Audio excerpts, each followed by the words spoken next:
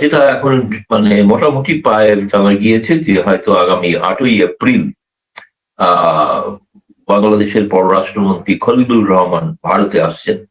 সেখানে ভারতের পররাষ্ট্রমন্ত্রী জয়শঙ্করের সঙ্গে তার একটা দ্বিপাক্ষিক বৈঠক হওয়ার কথা আছে। কারণ সেখান থেকে এরা যাবেন হচ্ছে এবারে মরিশাসে ওই ইন্ডিয়ান ওশান ড্রিম অর্গানাইজেশনের যে বৈঠকটা মিনিস্ট্রিয়াল পর্যায়ের বৈঠক, সেটা মরিশাসে হবে। সেই মরিশাসে বৈঠকে যাওয়ার আগে তিনি ভারত হয়ে যাবেন, এবং ভারতে এলে তখন ভারতে একটা তার ফর্মালি একটা কথাবার্তা হবে। এখন পর্যন্ত এই, এবং এর মধ্যে তো কতগুলো, যেটা বাংলাদেশের নিযুক্ত হাই কমিশনার রিয়াজ হামিদুল্লাহ অনেকদিন পর তিনি ভারতের পররাষ্ট্রমন্ত্রীর সঙ্গে সাক্ষাৎ করেছেন, এবং একই সঙ্গে তিনি বাণিজ্য মন্ত্রী পীযূষ গোয়েলের সঙ্গে সাক্ষাৎ করেছেন। বাংলাদেশে এই সময় গণমাধ্যমগুলো বন্ধ ছিল বলে হয়তো খবরাখবর সঠিকভাবে সবকিছু প্রকাশিত হয়নি। ভারতে এগুলো কিছু কিছু প্রকাশিত হয়েছে, এবং বাণিজ্য মন্ত্রীর সঙ্গে দেখা করার অর্থ হচ্ছে যে বাণিজ্য সম্পর্ক পুনরায় স্বাভাবিক করার একটা উদ্যোগ। ভারত বাংলাদেশ সম্পর্কের ওপরই এখন এই মুহূর্তে ভারত বাংলাদেশ উভয় সরকার সেদিকেই নজর দিচ্ছেন, সেটা আছেন। কিন্তু আওয়ামী লীগের প্রসঙ্গটা এর অর্থ কেউ কেউ ইন্টারপ্রেট করে দেন, দেখেছি বাংলাদেশের গণমাধ্যমে কেউ, যে ভারত কি আওয়ামী লীগকে ভুলে গেছে। ভুলে যাওয়ার প্রশ্ন নয়, যেটা বাস্তব অবস্থা সেটার ভিত্তিতে তো কাজ করতে হবে। বাস্তব অবস্থা হচ্ছে যে এই মুহূর্তে আওয়ামী লীগ সরকার, আওয়ামী লীগ সরকার নেই, বিএনপি সরকার, তাদের সঙ্গেই ভারতকে কার্যত কাজ করতে হবে। সেটা পছন্দ অপছন্দকে বাইরে রেখেই এখনো পর্যন্ত এমন কোন ঘটনা তারেক রহমান সরকার মানে ভারতের কাছে বিব্রত হওয়ার মতো ঘটনা এর মধ্যে ঘটেনি। এবং সবচেয়ে গুরুত্বপূর্ণ ঘটনা যেটা বাংলাদেশে ব্যাপক এই মুহূর্তে খুব প্রশংসিত হচ্ছে, প্রচারিত হচ্ছে, সেটা হচ্ছে এই 1 মাস তারেক রহমানের 1 মাসে সীমান্তে একটাও হত্যা হয়নি। এবং এই সংখ্যাটা তারা সরকারিভাবে তারেক রহমান সরকার বলেছেন আর কি। ফলে সেটা নিয়ে একটা দুই দেশের সীমান্ত রক্ষা বাহিনীর মধ্যেও যে একটা সুসম্পর্ক গড়ে উঠছে, এবং সেখানে সীমান্তে যে বোঝাপড়াটা বাড়ছে। ফলে এই ধরনের অবস্থায় এখন এমন কোনো ঘটনা যদি না ঘটে তাতে একটা নেতিবাচক প্রভাব পড়ে দ্বিপাক্ষিক সম্পর্কে। আওয়ামী লীগকে তো শেষ পর্যন্ত, এটা তো আমার মত, এবং আমি মনে করি এটা ভারত সরকারও চাইবে যে কোনো ভাবে এই আলাপ আলোচনার মাধ্যমে একটা আওয়ামী লীগকে সেখানে যে ফেরানোর ব্যবস্থা, এখানে যে যারা আছেন নেতা তাদের আবার ঘরে ফেরার ব্যবস্থা করা। রাজনীতি নাই বা করুন, অন্তত ঘরে ফিরুন। নিষেধাজ্ঞা কিছুটা প্রত্যাহার করলে তখন হয়তো তারা রাজনীতি করতে পারবেন। খুব তাড়াতাড়ি নিষেধাজ্ঞা প্রত্যাহারটা এই কারণে, যেটা তুমি বললে তার ব্যাখ্যা আমি যেটা মনে করি, বাংলাদেশে তারেক রহমান সরকার চাইছে যে তাদের যে তোমাদের ওগুলো স্থানীয় সরকারের যে নির্বাচন, এই স্থানীয় সরকারের নির্বাচনটা হওয়া পর্যন্ত নিষেধাজ্ঞা তুলতে চান না। তার কারণে যেটা আমি এখান থেকে বসে যেটুকু ফিডব্যাক পেয়েছি, এই কারণেই তুলতে চান না যে নিষেধাজ্ঞা উঠলে আওয়ামী লীগ সরাসরি সেই রাজনীতি নির্বাচনে অংশগ্রহণ করবে। কিন্তু যদিও আমি জানি যে সেই বোধহয় তো এই নির্বাচনগুলো দলীয় প্রতীকে হয় না। তো এখন দলীয় প্রতীকে না হলে স্বতন্ত্র ভাবে অনেকেই করতে পারে, কিন্তু আওয়ামী লীগের নামে নয়। আমার মনে হয় সেই সময় পর্যন্ত উম সময়টা আরো অনেক কয়েক মাস। ফলে ততদিন পর্যন্ত হয়তো নিষেধাজ্ঞাটা এই কারণেই হয়তো বিএনপির নেতা বলেছেন যে এখনই না, আমরা রাজনৈতিক নিষেধাজ্ঞা প্রত্যাহার করছি না, কারণ ওই নির্বাচনটার কথা মাথায় রেখে। আপনি একটা প্রসঙ্গ উল্লেখ করলেন যে সীমান্তে যে 1 মাস ধরে কোনো ঘটনা ঘটে নাই, এটা ইঙ্গিত করে সীমান্ত হত্যার সাথে রাজনৈতিক সম্পর্ক গুরুত্বপূর্ণ? না, বিশেষ করে সীমান্ত হত্যাটা ইউনূস সরকারের আমলে প্রবল ঘটেছিল, তাতে মানুষের মধ্যে ক্ষোভ তৈরি হয়েছিল, বিষয় ঠিকই। কিন্তু সেটা হচ্ছে যে সেই সময় মানুষ বাধ্য হচ্ছিল পালাতে, মানুষ বাধ্য হচ্ছিল সীমান্ত পেরিয়ে ভারতে চলে আসতে। তাদের জীবন জীবিকা ইউনূস সরকার অসহায় করে তুলেছিল, নির্মম করে তুলেছিল। বহু ক্ষেত্রে বহু অত্যাচারের ঘটনা ঘটছিল, যেগুলো ইউনূস সরকার কোনো গুরুত্বই দিচ্ছ, আইন শৃঙ্খলার দিকে কোনো নজরই ছিল না। একটা মব কালচার বলে যার নামই হয়ে গিয়েছিল পরবর্তীকালে দুর্ভাগ্য, একজন নোবেল জয়ী শান্তিজয়ী, একজন শান্তি পুরস্কার জয়ী একজন অধ্যাপককে মব ইউনুস বলে ডাকা হচ্ছিল পাবলিকলি। এটা কতটা সরকার পক্ষে সম্মানের কথা আমি জানি না, ভবিষ্যতে তিনি নিশ্চয়ই আত্মবিশ্লেষণ করে দেখবেন যে তিনি এই সময় কি করেছেন। কিন্তু সেই একটা বড় কারণ ছিল সীমান্তে অঘটন ঘটার। কারণ হচ্ছে তখন সেই সময় একটা অবিশ্বাস, অনাস্থা দুদেশের মধ্যেই ছিল প্রবল।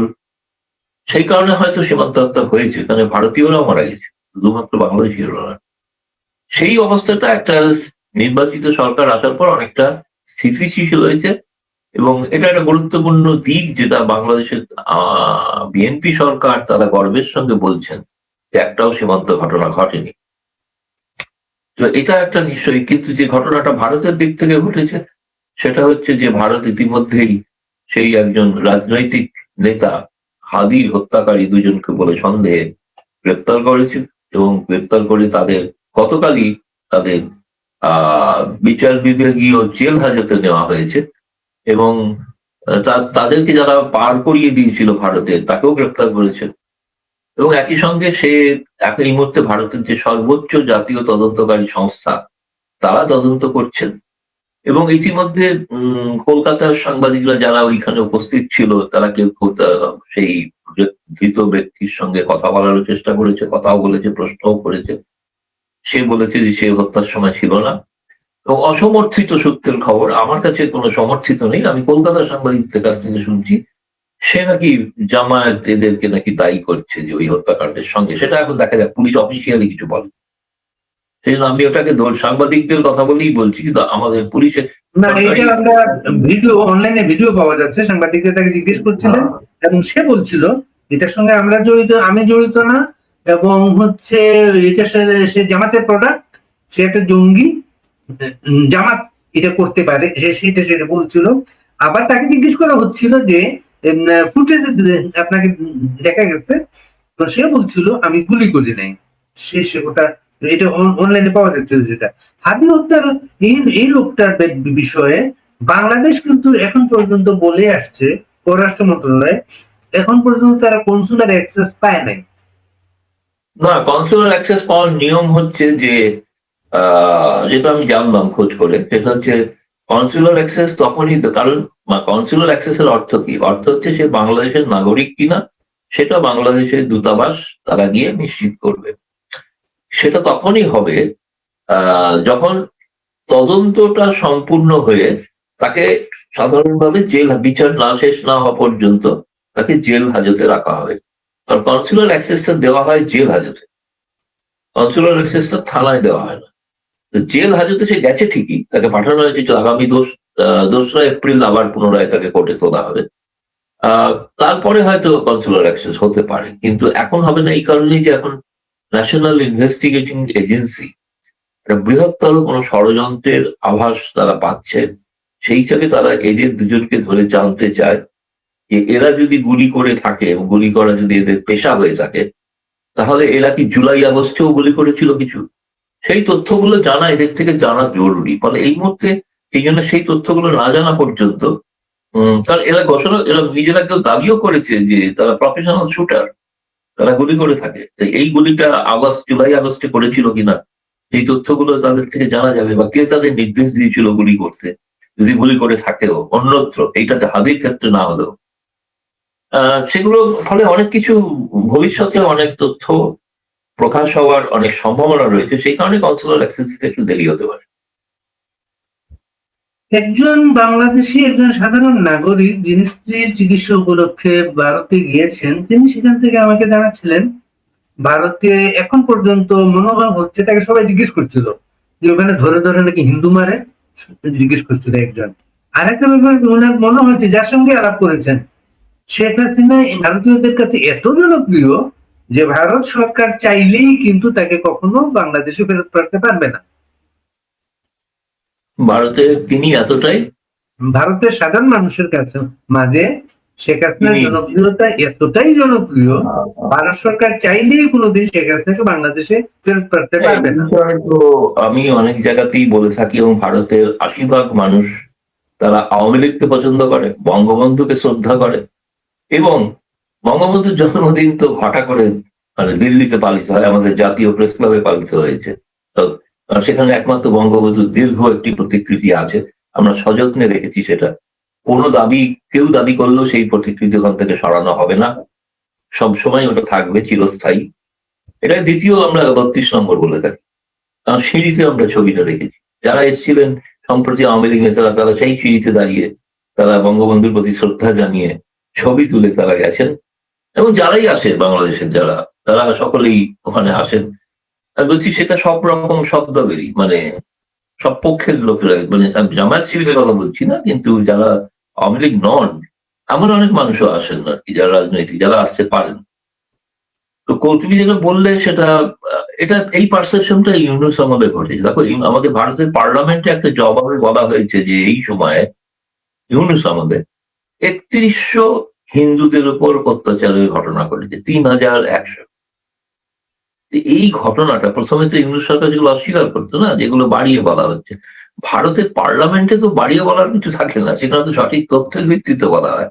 ঘটনাগুলো তাদের লিপিবদ্ধ থাকে, বাংলাদেশের যে ভারতীয় হাই কমিশন আছে তারা তথ্য পাঠায়, তার ভিত্তিতে হয়ে থাকে। তো সেই ফলে একটা গোটা ভারতের পারসেপশন আছে, এটা ঘটনা যে হিন্দুদের প্রতি খুব অত্যাচার করা হয় বেশ। কিন্তু হিন্দুর সঙ্গে সঙ্গে যে আওয়ামী লীগপন্থী যারা আছেন বা আওয়ামী লীগ সাধারণ কর্মী যারা মুসলিম ধর্মাবলম্বী তাদের উপর অত্যাচার হয়। সেটার থেকে এখানে প্রচারটা বেশি হয় যে হিন্দুদের উপর, যেহেতু হিন্দু ধর্মাবলম্বী মানুষের সংখ্যা ভারতে বেশি, সর্বাধিক। আর জনপ্রিয়তা তুলে দিতে পারবে কি পারবে না সেটা পরের কথা। তুলে দেওয়ার প্রশ্নটা তো হচ্ছে ওটা আইনি প্রশ্ন, ওটা আইন ভিত্তিক, আইনে বন্দি প্রত্যর্পণ চুক্তি, যেটা ইউনিট সরকার এসেও সেই চুক্তিটা বাতিল করেননি, নতুন চুক্তি করার চেষ্টা করেননি। ফলে যে চুক্তিটা রয়ে গেছে শেখ হাসিনার সময় তৈরি করা, এই চুক্তিটার ভিত্তিতেই সমস্ত যাবতীয় সিদ্ধান্ত হবে। আর এটা ঘটনা যে ভারতের ব্যুরোক্রেসিতেও কথা বলে দেখেছি, যখন বলেছি না তিনি আমাদের অত্যন্ত প্রিয় পাত্র, এবং আমরা সেই সময় ভারতের সঙ্গে তার যে সম্পর্ক করার ক্ষেত্রে তিনি যে ভূমিকা পালন করেছিলেন, যেটাকে বাংলাদেশিরা প্রচার করে বা জামায়াতিরা প্রচার করে ভারতের প্রতি আত্মসমর্পণ, তারা কিন্তু এখন কোনো প্রশ্ন আর করেন না যে চীনের হাতে তুলে দেওয়াটা আত্মসমর্পণ কিনা, বা আমেরিকার সঙ্গে বাণিজ্য চুক্তি করাটা আত্মসমর্পণ কিনা, যেটা বাংলাদেশের পত্রপত্রিকায় সমালোচনা হচ্ছে যে, তাই না?